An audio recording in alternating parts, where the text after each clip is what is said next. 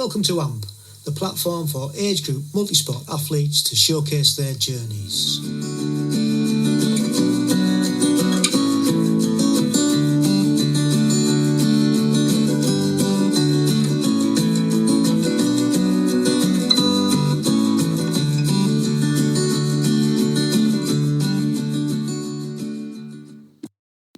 Welcome back to another episode of the Agegroup Multisport podcast with me, Richard Conway, and thank you again for taking your time out to give us a listen. Much appreciated. Hope you're all well and the season's going according to plan. There's still races going on over the weekend in Bournemouth. There was the European Standard Triathlon qualifier, and if you're interested in the results and a write-up, head over to Agegroup News on Instagram or Facebook, whichever platform you prefer, for all the race results and breakdown. There was also the Zoffinger World Long Distance Duathlon Championships, and I think we did quite well over there for a medal point of view. But again, head over to Agegroup News on Instagram or Facebook and find out all the results. And if you were racing at either of those races this weekend, I hope you had the race that you wanted, and well done. So on this episode, it's quite a special one to me, to be honest. I've got another one of my teammates to come on and share their story. And this time we've got our secretary in our club, WBC, who is a very good friend of mine, and we've trained together, we've raced together, we've been on holiday together, we've sailed together. Over the years we've done quite a lot of stuff, and it's been an absolute pleasure. And I've been trying to get him on the pod for several years, but we've just never been able to tie him down. He's always been busy. As you'll hear, he was a farmer, so farming as well as training and racing, it's busy old life. So we have finally got him to share his story, and it's a very, very up and down story, as you'll hear, but we only managed to do it because a few weeks back he had a pretty bad accident at a race, which you'll also hear in the story, so I'm not going to go into it too much in the introduction. And we were over at his place on the farm at the weekend, and we were pretty much looking after him while he was convalescing. And his wife, Jo, was away at a wedding, which they were both supposed to be going to, but unfortunately, as Steve was a bit incapacitated, he couldn't go. So me and Mrs. C said that we would keep an eye on him because he can't be trusted, like I said in the interview, and just make sure he was okay. And it was a real nice weekend that we had, and it was good to catch up. And I learnt a few bits that I didn't know about Steve, even though I've known him for such a long time. So it was good. So I hope you enjoy Steve's story, and that's coming up. Last weekend there was quite a lot going on. If you're a sporting fan like myself, we had the closing stages of the Vuelta, which was the 3-week Grand Tour over in Spain, which Primož Roglič took. A really hard old bike race. I think it's been the most climbing that a Grand Tour's ever incurred. So it was really good to watch. Enjoyed it. We also had a couple of Diamond League races, and it was good to see how people were performing after the Olympics. Some were doing really well and some not so well. And then there was also the third leg of the Super Tri, which was in London, which we watched on TV, and it looked to be really, really well supported by fans.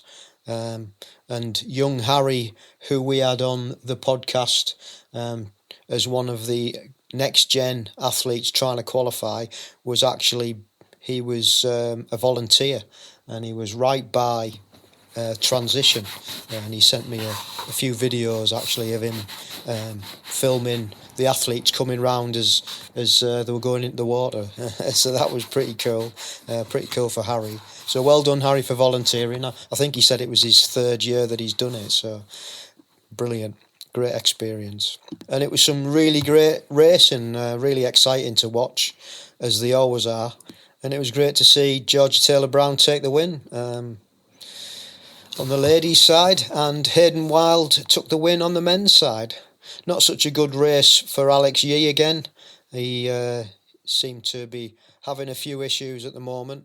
I think it might be, like we said a bit earlier, the Olympics come down, but no doubt he'll be back on it in the next few weeks. And finally, watching the Tour of Britain, which was on all last week, and nice to see the British cyclist Stevie Williams finish up with a win. So congratulations to him. On the personal front, back running again. Managed to do a full session on the track last Saturday, so that was pretty cool, and I've been out again since with Mrs. C running, just a gentle run, and no effects, so hope that can continue and I can build some consistency on the run. Biking's going okay as ever, so we're just going to try and build up the consistency and just do some base training now going into the winter. We had potentially looked at a couple of races, but neither of us are fit enough to go, so we've decided that we're going to go on holiday instead. I might do another cross race later on in the year, around about December time, because I really did enjoy that one, so just watch this space. And a couple of recommendations on the old podcast front. First was a really interesting one on the Tri-Doc podcast, and they were talking about doping in triathlon and basically the 10% question. And this all stemmed from an article out from Germany, which quoted researchers who surveyed athletes at the 2024 Challenge Roth on the use of performance-enhancing drugs among age group triathletes. And the result were somewhat surprising because around 10% admitted to using agents that would enhance performance, and they reckoned that almost none had any qualms about it. So they talk about what the agents were and what the risks of using them were, and should we really care as age group athletes. So yeah, it was a really good listen, very informative, and see what you think. Give it a listen, and let me know what your thoughts are on potential age group dopers. Do you think it's as pandemic as they state it is? And they were also talking about the age group athletes not being tested or very rarely tested. So yeah, give it a listen. Really, really good. And the second podcast stroke vlog is by Mapdeck, and they're basically a cycling blog cast, and they look at everything cycling and everything bikes. And they were talking about the 11 Pro bikes that were aero tested by Cycling News. And Cycling News dropped an article on all the social medias that you couldn't actually read unless you subscribed, and I think it was about £1. But they didn't really go into much detail about what bikes went where, but reading around the subject, they did let the cat out of the bag of what the top 11 bikes from the pro peloton, how they fared in the aero test in the wind tunnel. So that was pretty good. Enjoyed that one. If you're into your bikes and you're into aerodynamics and weight and everything else, it's worth a watch. And I think that's about it for now. So let's get over to the main event and listen to Steve Hunt's story. We'll see you on the other side. Welcome along to the podcast. Thank you very much, Steve, for coming on. If you'd just like to introduce yourself. So, hi there, I'm Steve Hunt. I'm a 63-year-old retired farmer, and If I look back to where I started in school days, my sporting background is almost zero. I did a little bit of schools cross country till the age of 16. No ball sports, so my hand to eye coordination was absolutely, or hand to foot coordination was absolutely rubbish. So just going to your cross country, how far did you get? District. Was it? Oh, you got to district level. District level. Yeah. So into schools district level. Yeah. So a fairly decent level then. Yeah, but I was never top dog. You never worried making the numbers up. You never worried the engravers, No, as one of my guests said. Yeah. So a lot of mud in them days. Cross countries tended to be proper full-on cross countries. Yeah. And river crossings and God knows what. Proper cross country. But that all sort of petered out when I was 16, and I guess smoking, women and work interjected, and I did nothing then for the next 30 years. Yeah. I got slightly larger, not very large, but slightly larger, and then I got myself a new border collie on the farm, Molly, and she was more of a pet than a working dog, although she did work sheep.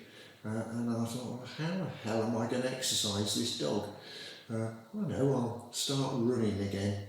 So you got Molly to thank for actually getting you back into Absolutely. this whole thing. My first run, I got Argyle wellies on my feet. I ran from the farmyard uphill for 300 metres and sat in the hedge bottom for about 10 minutes, thinking, oh, well, maybe this is a bad idea. Yeah. And for those of you listening, we're deep in the Wolds, the Lincolnshire Wolds, where everybody thinks it's flat over in Lincolnshire, but I can assure you that it isn't flat, and we have got a few hills over here. Yeah, we certainly do. So I did keep up the efforts and kept trying, and I could soon do a mile, and then eventually 5k, and then I entered my first race at Woodall, which is a 10k. And how did that come about then? Why did you decide, after just like running? My twin sister was over from Australia. Okay. And she was quite a good club runner. And she said, well, there's races you can go and do.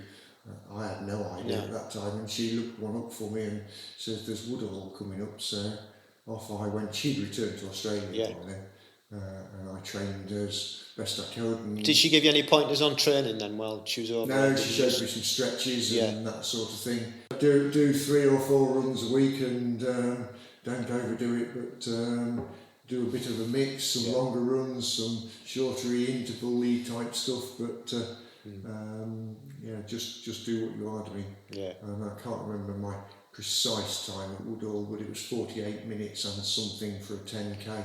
Yeah. And I'm then aged probably 47 by then. Yeah, quite a good time considering your background over the last 30 years before that. Absolutely, yeah, I was quite chuffed with that, and but then that petered out and I didn't do very much for a couple of years. My then wife was ill with cancer, and eventually I lost her to cancer, and I threw myself into running with Louth AC. You joined Louth AC, the local running club? Yeah, I was taken to Louth AC, so she's my niece. She says, come along, we're off to running, and I threw myself into it, and I over the next year I got quite reasonable for my age, because I'm now talking age 49 or 50, and I used to go all over the eastern counties every other week to do a 10k. Right. Target was 40 minutes for sub 40 minutes for a 10k, and I kept doing these and I kept doing this. Kings Lynn 4:11. I can't think of Shire Oaks 3 counties run, 4:09, 40:09. I Yeah. just couldn't get under that Yeah. 40. The gym had opened at Meridian. Yeah. I got a guy there to sort of help coach me a bit. I can't remember his name. He got me on the treadmill, which was awful, and I was overheating, but we eventually booked him for Woodall again. Right. And he was there on course, and he was shouting at me, and I was giving it everything, and I came in at 39 minutes and 38 Finally, seconds. well done. My one and only time Yeah. under 40 minutes, and I'm so happy with that. Yeah. And that would be age 50. Wow. Ish. But as a result of that, I was running 19-minute 5Ks as well, so quite reasonable for my age. Yeah. And then as time went on, and a few blind dates, or a blind date, introduced me to Jo, my now wife. She lived way over at Worksop, so and lived a sort of different sort of life. She was a nurse and I was a farmer. She lived in town and I lived in the country. She did triathlon. I didn't even know what triathlon was, and she took me to a triathlon race at Southall, sprint distance triathlon race, and I watched it and I was amazed. And I could do a little bit of heads up breaststroke. I didn't have a bike and hadn't ridden a bike since a child, but I could run. Yeah. And just going back to your running, is it right, am I thinking, that you did a marathon? Did you do the London Marathon? 2012. Did you do the London Marathon? I did. Yeah. Completely naive about nutrition. Yeah. I thought the only thing you had to do was pile yourself full of pasta the night before and then go and run it. Because that's how I'd done it. And what year was that, and where did that fit in your running timeline? That was 2012. 2012. So I'd already done the fast stuff. I'd already got quick at 5Ks and 10Ks. I'd done a 1 hour 28 half marathon. And then I went to do London, completely naive on the nutrition side, with a bottle of water, completely bonked at 18 miles. I had no idea what happened after that. I know I was in tears. I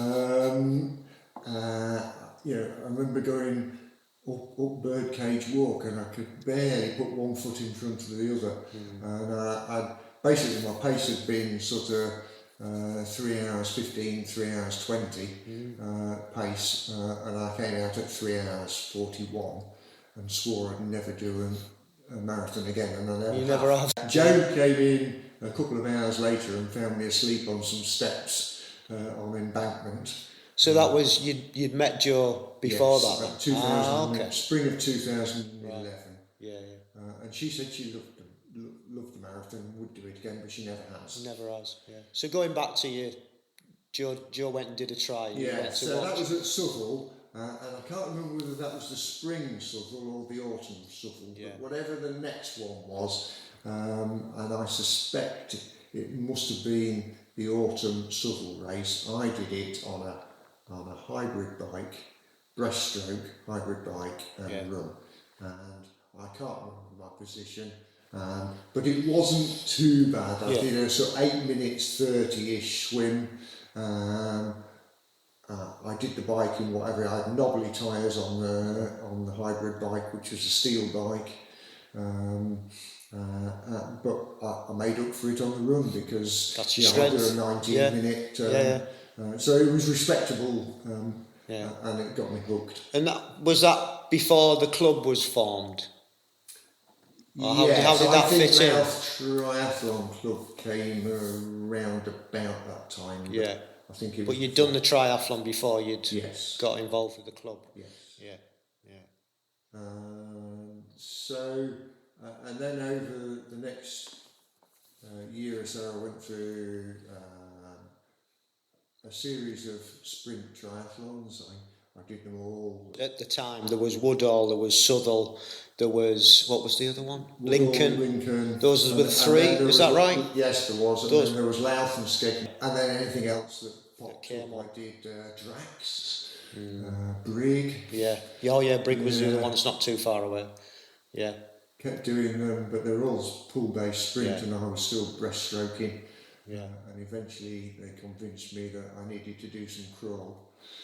So that was absolutely frantic. I could do maybe quarter of a length and then hang on to the pool side for about a minute to recover. Yeah. And was that when you joined the club? I think it was. And yes, we started the swimming then, didn't we? And yes, that's correct. Yeah. And then that. But I think I swam in the public lanes alongside the club for many months before I dare go into a club lane. Yeah. At that time, and similar to yourself, I had heart issues. Yeah.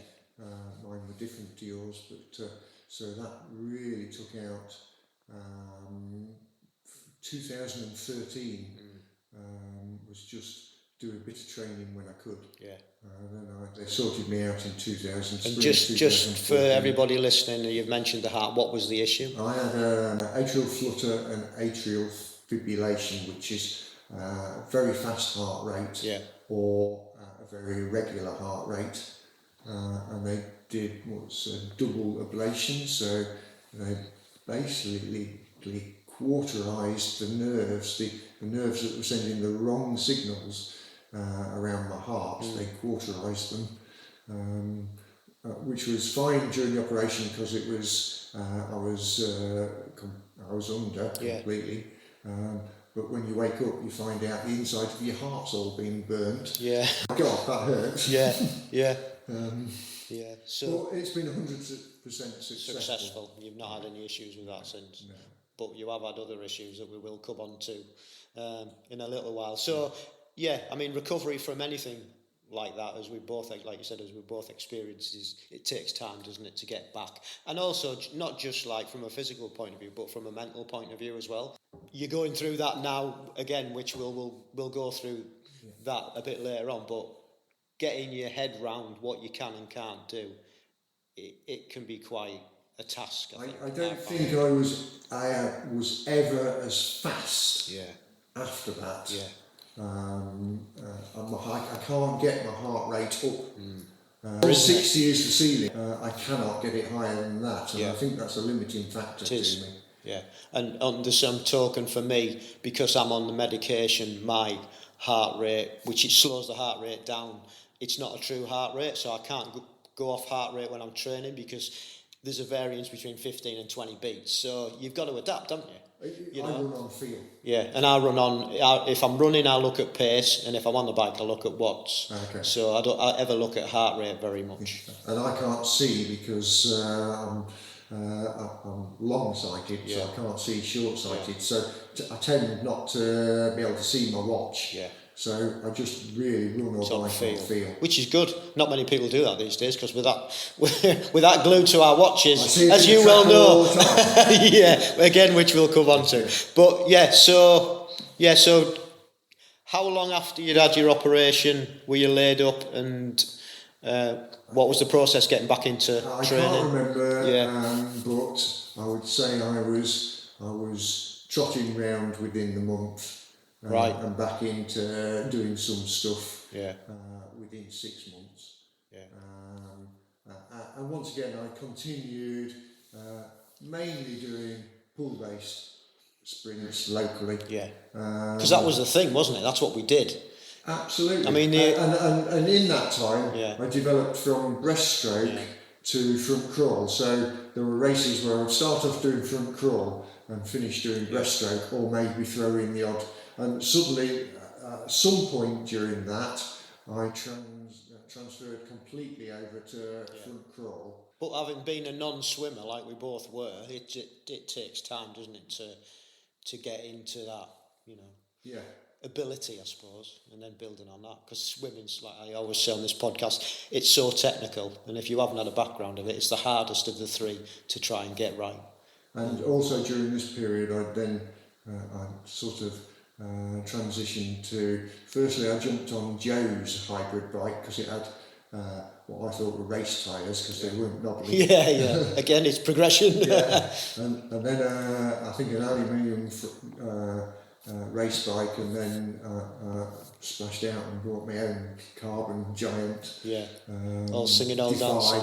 Well, it wasn't all singing and all dancing, and I think it was last year's stock that we were getting shut off. But compared to what you were using, it was suddenly a different leap level forward. Yeah. I did a couple of open waters at that time. Was that standard distance. Oh, right, yeah. I did one in Germany with some friends of ours, and I did the first Leeds, both of which I thought I was going to die.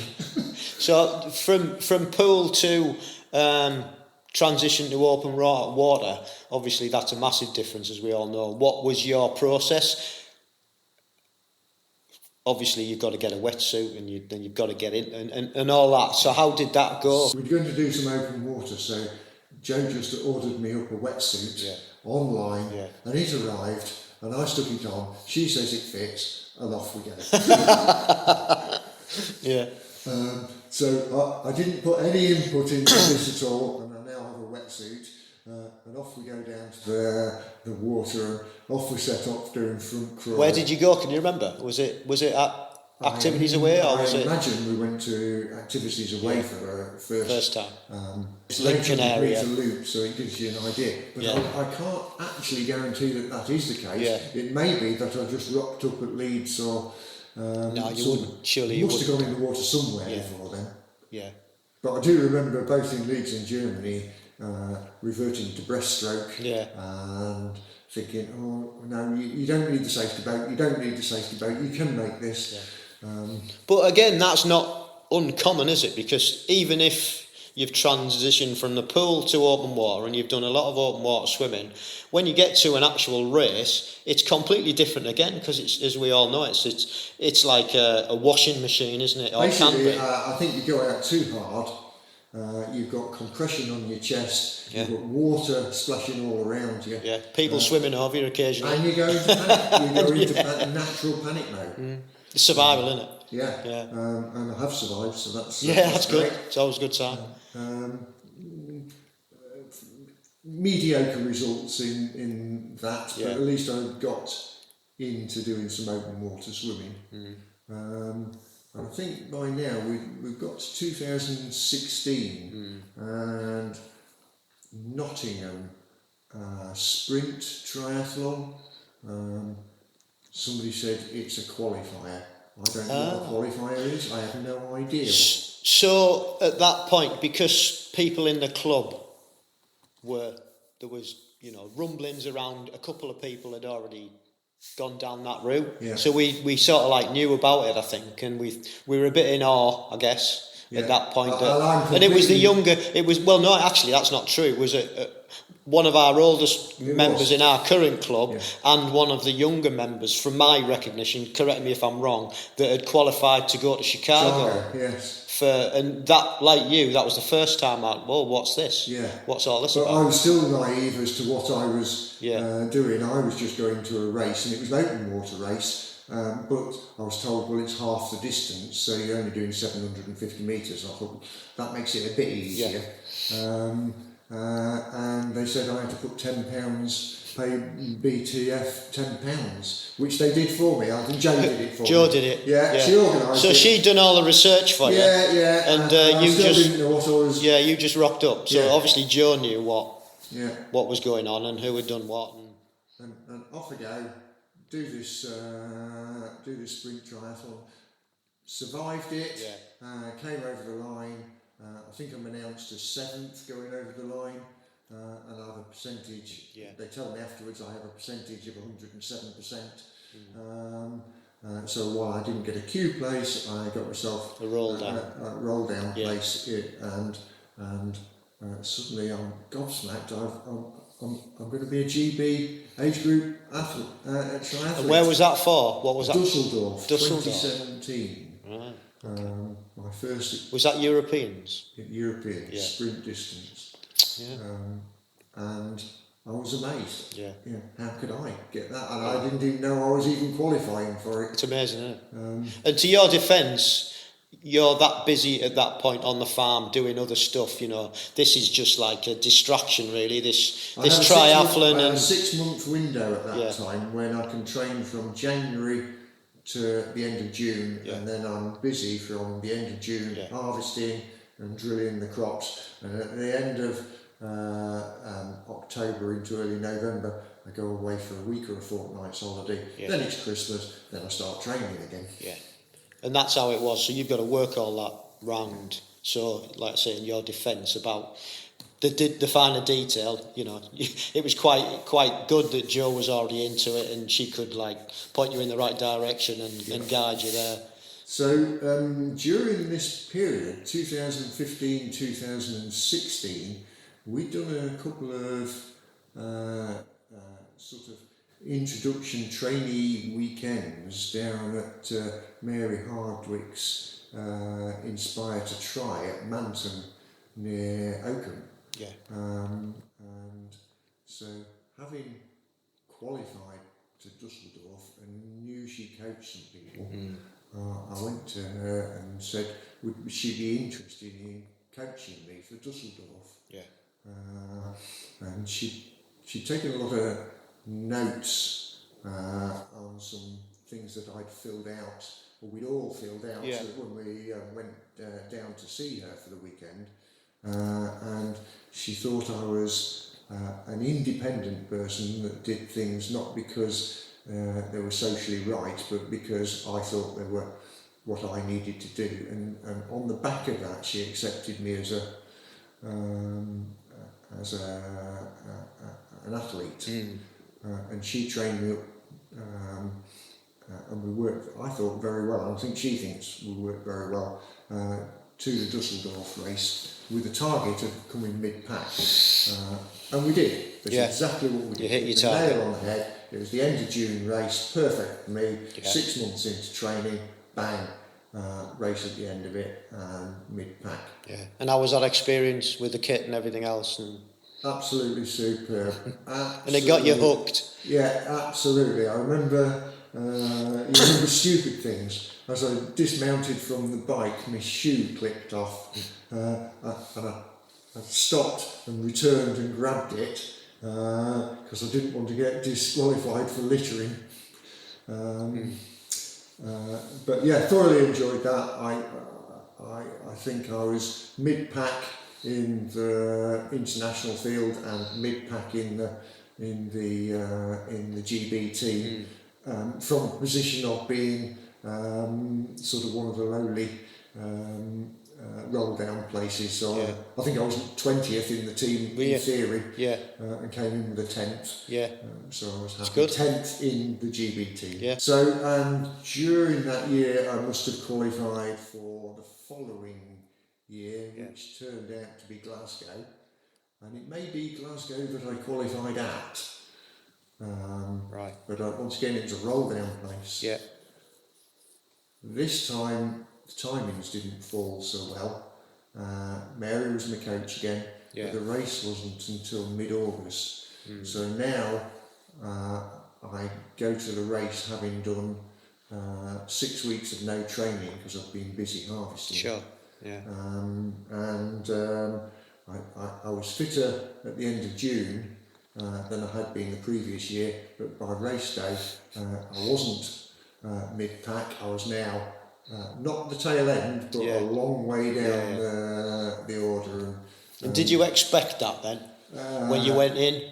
And was that a disappointment? Or it was a disappointment to both me and Mary. And we sort of put our heads together and said, well, this can't go on. So that must have been 2017.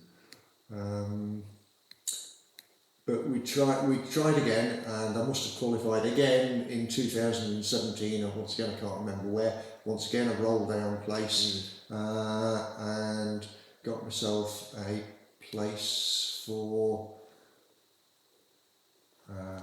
Russia. And now I'm slightly struggling, but at the same time I'd spoken to Mary and said, do you think I should stop trying to do the sprint stuff? She said, well, there's one thing for sure, you're not quite quick enough to do the sprint stuff, and we can't do all this training and then you not be fit for a race. Because it just doesn't work. Just didn't work, did it? We're wasting both of our times. Yeah.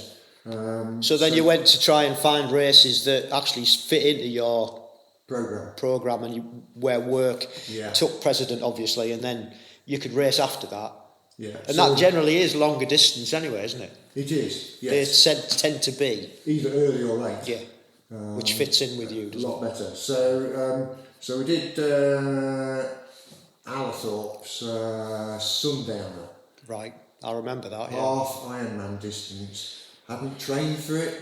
Yeah. Had no idea whether I could even do the distance. I knew I could run a half marathon. I was fairly sure I could do 2 or 3 hours on the bike, but I had never done it. The swim wasn't an issue to me because I've done a couple of 1,500 metres. Yeah. So 1,900 metres didn't seem to be an issue, and off I went. Yeah. Toddled after it, kept quiet about it, didn't tell anybody. I did an okay swim. I thought I did a pretty damn good bike. I came off the bike, I couldn't even walk. I'd seized up from being down on the bars. Yeah. And I remember Joe walking alongside me for the first kilometre, and the first kilometre took 11 minutes. The second kilometre was 9 minutes. I finished I did manage to get moving in the end, freed off and moving, and I was in misery for the whole of the half marathon. And I came first. Did you? In my age group. Wow. And therefore I was basically an automatic qualification. Yeah, Q1. Q1. Yeah. So. And that qualified you for? The European middle distance race in 2019 in Romania. Targa Mures. Yeah. Which you were at. Yeah, I was doing the sprint duathlon. Yeah. And we were based in different places at different times, weren't we? You were in the week 1 and I was in week 2, so we didn't actually see each other. We didn't, no, unfortunately. But it was a great event. It was a lovely place. Yeah, great event. And it was a really interesting place, Romania. It was. Somewhere I would have never gone to. No, exactly, and that's the beauty about racing for age group, isn't it? You get to see places that you wouldn't normally go to. So, really cool. So hot weather when we got there. Yeah. We had now trained for middle distance. Mary was my coach again, and so we'd done some half marathons, and we'd set some targets, and I managed to run a half marathon at Rutland Water in 1 hour 32. So about 7 minute miling. I was pretty impressed with that in the spring of the year. Open water was what it was. I relied on the wetsuit to keep my rear ending up, and I was never going to be first out of the water in the swim. Yeah. Well, I was endeavouring not to be last. And the bike had come on a bit, and I've now got a TT bike. Advancement again, TT bike, which you've still got, haven't you? You've still got the same thing. Same bike, yeah. I haven't replaced it because I haven't worn it out yet. No. We got to race day, and there was rumours that it was going to be non-wetsuit, and everybody, including me, went into total panic. And yes, it was non-wetsuit, and I thought, well, that's my race over. Legs sink, I'm going nowhere. So I goes into the water with no hopes. The water was lovely and warm, I must admit. And off it goes, and I hardly saw any of my yellow hat wave at all. No idea. They disappeared, I assumed, into the distance. People were coming past me from the waves behind, but I just knuckled in and did my 1,900 metres, got out of the water. Sure enough, there's no yellow hats around me. Turns out I was 5th out of the water. Oh. So that's why they were all behind me. Wow. But I didn't know that at the time. Yeah. I jumped on the bike, and it's an unbelievable course. It is big downs, big ups with bends, and it's... Was it on a track? No, it was a closed road. Right. And there's a number of number of laps, and I absolutely frightened myself to death and loved it. Yeah. So I was out and back, I think maybe 3 or 4 times. I remember seeing the team manager at one of them, and I said, "Now boss, how are we doing?" At one of the turnarounds, jumped off the bike once again. I had no idea where I'd done or what was happening, but I went out onto the run, and as I came round the first lap, Joe says, "You're in 3rd place." And I think, no, she's got that completely wrong. She's been looking at numbers and trying to extrapolate it, and that's completely wrong. The run was through a concrete Russian-type Romanian town with concrete roads and 35-degree temperatures. It was boiling. Absolutely fried me. I stopped at every water station. I was pouring water down my front. I had sponges, every sponge I could find I've got on board in my wetsuit. I just couldn't stay cool enough. So it was run with some walk, but it was always stop at the water stations and try and cool off. Very wise. Yeah. Yeah. Crossed the line, announced as 4th, and I burst into tears. I'd lost that place. And then I heard that somebody had done 3 laps instead of 4 laps. And 15 minutes later, after I'd had the stolen from me at the line, I was reinstated as 3rd. And I took a bronze medal, which is fabulous. One of my proudest moments ever. I think you first in the club to get a medal for an age group, were you? Yeah, I don't know about Karen Haynes would have. I'm not sure about Karen actually. No. Yeah, maybe she has. But I was very, very... Yeah, the current club, you're the only one to medal. Well. Other than maybe Karen, I think. So, anyway, I was... so what an achievement to have a podium. Stunning. And to trouble the engravers as well. You know, and I really, the whole of this journey, I have really no idea what I'm doing. Yeah. I'm just making it up and going along telling me, you need to do this, you need to do that. You're being guided and you're just going to go with it as you do, and you put everything into it, and that's, well, it shows the success that you got. And me and Mary worked so well together. We had a really good relationship training wise. She would have a really good idea of what I should be doing, but she accepted my feedback. But one of the things that really stuck in my mind from that training was that when you're training and you think, I'm going to bail this now because it's too hard, I'm thinking, no, I can't bail it because I've got to justify why I bailed it to Mary. And she can look at the telemetry and say, well, you said you couldn't do it because of such and such, you were losing pace, but I'm not. So and it's that accountability, the beauty of having a coach and somebody behind you looking over your shoulder almost, although she's not there, but having that accountability, and you know what she's going to say when you haven't done what she knows that you're capable of doing. And she could look at the figures off my watch and say, well, you've done 5 reps and you've hit the pace every time. How can you say you couldn't do the 6th rep? It's fascinating, isn't it? I think how it works. So you do the whole 8 reps or 10 reps or whatever it is, and which you do it. Depending on your personality, you might not do if you don't have that person looking at you and guiding you and not wanting to disappoint them, really. I think it certainly helped, but I mean, Mary was a great coach for me. She worked really well. We worked well together. And I love those years. He died in January 20. I then got COVID and got it bad. Not hospital bad, but worst flu I'd ever had in my life. Took me months to recover. And over the next couple of years, I got COVID 3 more times, which sounds like I must be going out of my way to get COVID, but I live in the middle of nowhere. Literally, on a farm, And bizarrely, my wife, and clearly Joe, who lives with me, and was pretty well with me for the whole of that period. Wherever I went, she would be with me. Never got COVID, so presumably I must be susceptible to it and she must be immune to it. So that gave me a bit of a hammering. I also, in 21, I think it was, got a hernia.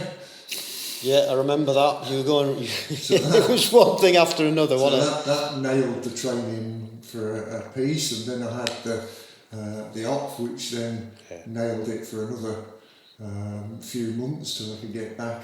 And suddenly, I'm going into 2023 having done nothing for 3.5 years or whatever that is. 2.5 or 3. I know we talked about it earlier, and I didn't realise it was as long as that. And I remember you. Because when you're on it, training wise, and when you've got a goal, there's no stopping you.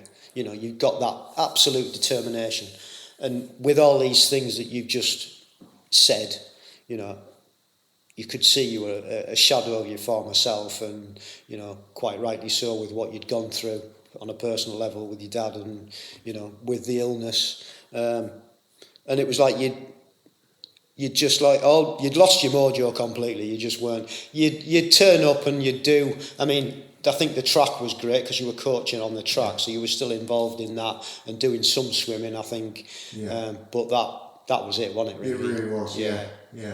So, but I decided I got to pull my finger out and get myself sorted, and I could see my friends all qualifying for the GB team, and it was like, wow, half the club. Yeah, I don't know what it was. We were somewhere, I think it was a social, and we were talking about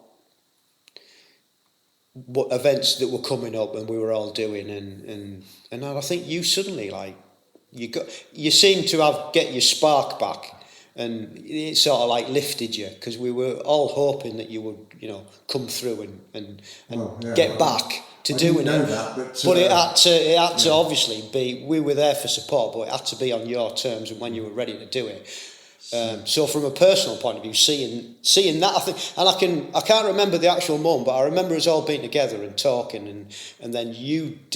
I went away from, it might have been Christmas or something. Maybe, like that, Christmas party or something. Yeah, I think it could have been. Yeah, and I just went home that night or that weekend and booked a load of races. Yeah, and I thought to myself, in sure Steve style, doesn't do anything by halves. He books half a dozen qualifiers for the following year. That's right, yeah. And I decided to do sprint because I'd lost my pace, and I thought, well, how am I going to get my pace back? Do sprint. Yeah. There's nothing better than sprint to get your pace back. So 2023, I seem to spend a lot of time travelling around the country, and a lot of the races seem to be on the south coast. And back end of 2023, I also did my first duathlon at Darley. That's right, Moor. yeah. Because we were all going to do it. We all decided. I mean, in our club, there's a small club of about 20 odd, but there was a good group of us. I think 6, maybe. Of us were decided that we were going to all go and try and qualify at that Darley Moor race. But you qualified for the 2023 season. I was qualifying in the 23 season for the 24, and it was that moment when you all went to Venice. That's right. You came to support, didn't you? Maybe it was that you'd got. Yeah. You'd seen us in that. Well, I knew you'd all qualified for it. I knew you were all going to Venice, and that's when I booked all these races. That's what it would have been. Yeah, it was that. That triggered you, didn't it, I think? Off it goes. And I did get a couple of roll downs off that. I got, I can't remember if I got a queue at Darley Moor, but I certainly got a roll down. I couldn't do the race because it clashed, so that was a bit of a disappointment. And then I eventually got a roll down from Bournemouth for Torremolinos this autumn, 2024, for a world sprint. My first world event. And that's triathlon. So just going back to because you hadn't done duathlon before. No. And it was like, not only had you not done duathlons before, but you'd not done drafting I've legal. never done a drafting race, which, and I wasn't really that trained up at this stage. And this was on a racetrack, and Darley Moor, for anybody who doesn't know, it's a 8-lap sort of triangle. Pretty flat. Two sharp bends. Yeah, not much of an incline really, is there? But it's fast and furious. So it was nice to see you there racing. But it was a rude awakening, wasn't it? Of a different style of racing. One only being a duathlon, which you hadn't done before, but then putting yourself into a draft legal one as well. And I remember you going past me and you saying, "Get on the back!" You're on a different lap, but I got on the back of you. Yeah. Oh. Nice. And the next thing we're in, you couldn't help it. You were just, and then we're in the pack, and there must have been 20 bikes. Easy. And you're going into that hairpin in 20 bikes, and you're middle of the pack. There's some of the scariest, most exciting moments of my life. You just have to hold your speed, hold your line, and get on with it. Yeah, it's such fun, isn't it? That type of racing. Fun, yeah. So you did really well actually to one, do a duathlon, but two, doing the draft racing that you'd never done before, and get a queue and then get a queue out of it. Yeah. You rolled down. So the 2023 season, I'm now the oldest in my age group trying to qualify, and I did get a couple of qualifications out of it. You smashed it. Absolutely smashed everything you tried to qualify for. You did, didn't you? All the races. I think I did. Pretty much. Did. Yeah. Well, 2024 has been my qualification season. Oh, was it? Yeah. I was just on the cusp. Just on the cusp in 23, trying to qualify for 24. That's right. It was 24, wasn't it? But when I got into 24, I'm now the youngest in my age group, and really went for it. So go on, reel them off. What you raced and what you qualified for this year. So I went back to Darley Moor and got Q3. Yeah. So that's a sprint duathlon drafting. World. Yeah. Worlds. And then where did I go? So I went to sprint distance at Southport. Race I'd done before. Yeah. And had been a qualifier for me for Russia probably, or somewhere like that. And I went there. I'm now my swim's come on, my bike has come on, my run's dropped off a cliff. But and I got Q1. Yeah. My second Q1, because I'd actually done it in the middle distance. Yeah. Previously, but that was the first sprint distance Q1. So I was happy with that. And that was for the Worlds in Australia in 2025. Yeah. And then I went up to Woodhorn, just north of Newcastle, for a standard distance. Mm-hmm. This is now only my third ever standard distance. Once again, I'm going into it with a half decent swim, a good bike, and pretty shocking run. And once again, it's for standard distance in Australia, and I came out Q1. Yeah. So, what a season. Yeah, what a season, my best ever. And then was Edinburgh last year, or was it this year? That was at the spring of the year, and I got an injury. I was going to qualify, and I did the first run, and I did the bike, and I'd actually got myself in a good position, but I didn't know that at the time, and I was limping, pulled down to the second run, which, in hindsight, was either the right thing or the wrong thing, and I still don't know. No.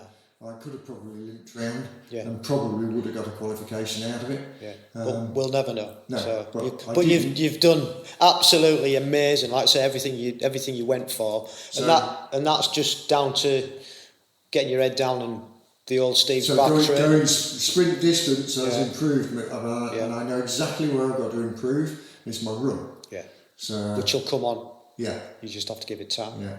So I'm coming to the end of the 2024 season now. Yeah. And I could go to Mallory Park on the Saturday, the 17th of August. Yeah. But the club were sort of congregating at Bassetlaw on the 18th for a pool-based sprint, which is basically going to be a fun weekend.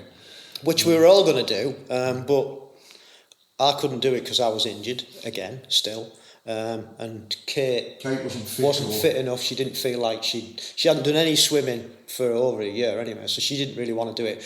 But we decided that we would go and support over there. So as a club, we like to generally have a one event where we're all there either in a supporting role or, you know, we're racing, and that was the event so that you chose, wasn't it? There. Yeah, there was a really good group of us there. Yeah, and it was a fun race for me.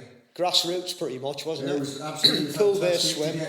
to get in and see all people with shopper bikes with baskets on the front. And this is great, absolutely, where we all started. It's fun. Yeah. Only I broke my golden rule of never using a watch in a race. And as I came to the end of the bike, before I dismounted off the bike, while I'd still got two hands free, I went to stop my watch and hit a speed bump at the very moment, and I ended up, I described it as a uncontrolled vertical dismount straight into the tarmac, and immediately I knew I'd broken my leg, although it turned out it was in a different spot to where I was actually holding, and I fractured my hip. So now I've got all these qualifications for next year and I'm laid on the tarmac with a fractured hip.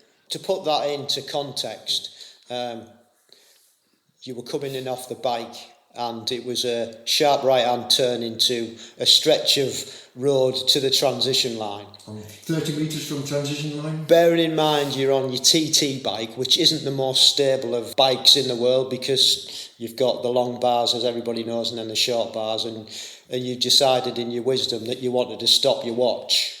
While I've got two hands, because once you've got off the bike, you're holding your bike with one hand, so you haven't got a hand to stop your watch. And I never do use a watch in a race. No, and it was just bizarre that happened. One decision, isn't it? It's like that film Sliding Doors. One decision. If you'd have gone to Mallory, and this probably would never have happened because you probably wouldn't have raced, and now it's happened, and you are where you are. So this is why we're doing this today.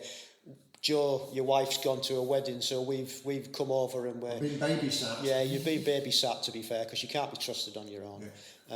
And we're so just 3 weeks after the event, almost to the minute when I hit the tarmac, I was sat here recovering from a fractured hip. But not only that, while you were in and you'd had your operation, I've now had 2 blood clots, one on the right lung, and then 2 days later, one on the left lung, which made the hip feel like a walk in the park, and has presumably compromised my lungs a bit as well. But so now I've got a real uphill struggle, and I think that will be the next part of the story, won't it? I think so. But you're the type of character that will thrive on that. I mean, you're already like chomping at the bit to get back into the pool this Thursday, for God's sake. I've been refused to go to the pool last Thursday because the pool manager wouldn't have me. But he was quite right. You know, luckily you've got Joe who'll sort of guide you and ease you back and restrain you when you know, being you, want to push on and forge, sometimes to your detriment. But as we all know, you've got to listen to your body, and you'll do it in your own good time, and you'll pull back when you know that it's not right. The surgeon says that I can get in the pool as soon as the wound is healed. Well, the wound is healed. I can get on a static bike. He thought 3 weeks. Well, 3 weeks is now. But I'll wait till Joe comes home.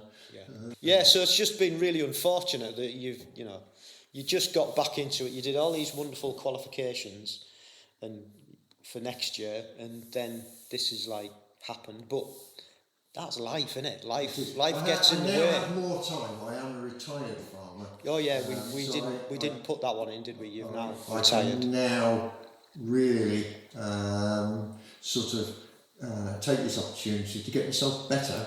And we don't know what the run will involve. Or how that'll go, but I'm damn sure the swim will be fine. I've never kicked anyway. Well, it is. It's just going to be now a process, isn't it? you know, you've got to enjoy the process, getting back, and see where it takes you. Yeah, and I'm sure I'll be on the static bike this week. Yeah. No resistance, but I'll be on it. It's just spinning. Making sure my legs will actually bend to the required bend. And as you're getting older, as the way things go, time flies by, doesn't it? Quite quickly, and before you know it, you'll be back. And I've got over a year before Australia, Yeah. and so I'd like to think that I can do both the sprint and the standard. So that's the target. Australia. That is my target. Yeah.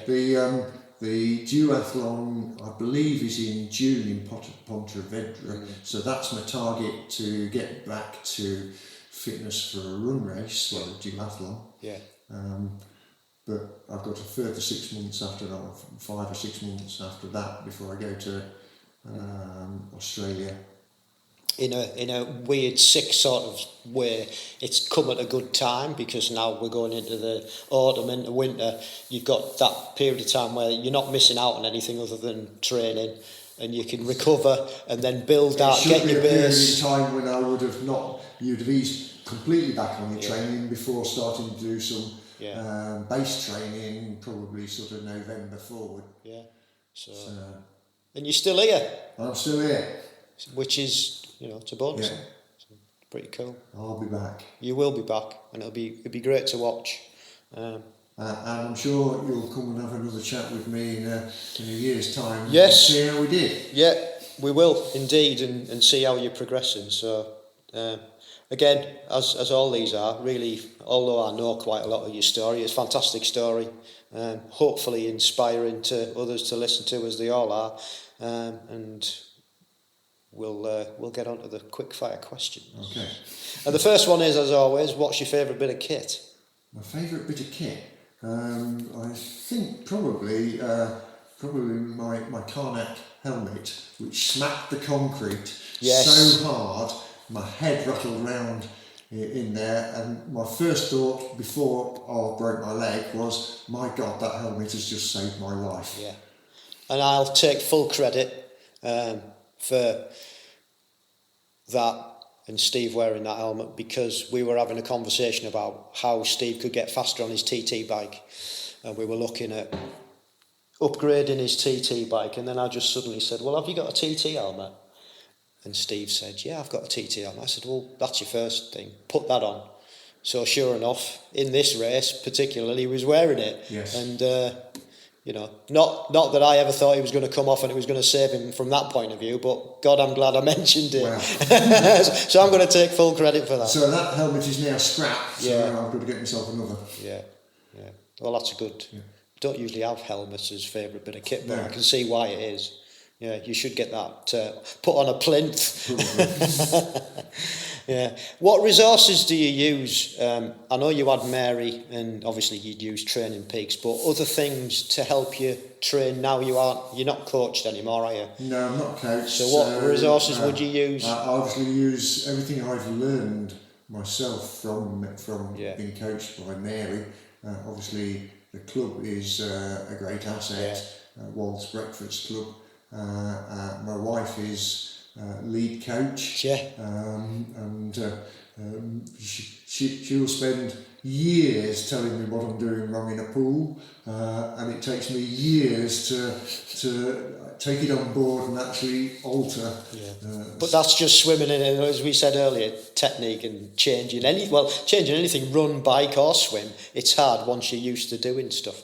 And then when it comes to the apps, I'm Training Peaks to see where I'm at, and Trainer Roads for my bike. I like a specific graph to follow, and I'm aware that you can get that on Zwift, but I've never really gelled with Zwift. So I've binned that one and just stick with Trainer Roads. Yeah, it's what you like, and there's no right or wrong answer. They all do the same Absolutely. Thing, don't they?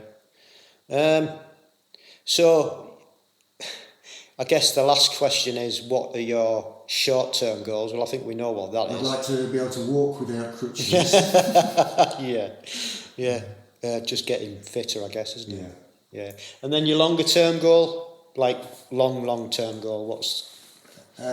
just to keep enjoying being fit I don't know whether we continue to aspire to being a GB athlete, but just to be fit and enjoy the club, but also to enjoy grandkids, sailing in Greek waters where it's warm, and whatever comes. Yeah, cool. Well, that's a great place to land it. Thank you ever so much for taking your time out to come on the pod. And Thank you very much for having me. Thank you once again, Steve. Life can be really, really cruel at times. I know you had lots of things planned coming up at the end of the year. One of your big loves is sailing, and you'd planned to go off and do some sailing, but unfortunately now that's all stopped. So I have to focus on recovery, and you'll be there back chomping at the bit to get training and racing again. I have no doubt in that, and with Jo at your side, she'll give you all the help you need. And it really was a pleasure to sit down and listen to your journey. And we'll continue to do that. Usually do it from afar on Instagram, but actually we'll be around and watching and helping you where we can. I think these past few weeks have just shown us all, especially in the club, how lucky we are to be able to do this stuff, and we choose to do it. And when we can't do it, we miss it, and it's really, really frustrating. So I think what we've got to realise is when we are actually fit and well and healthy, just get on and enjoy it. Would really appreciate if you could spread the word to your teammates, your tribe, about our podcast and all the fantastic age group athletes that have come on and shared the story and inspired others to hopefully take up our wonderful multi-sport sports.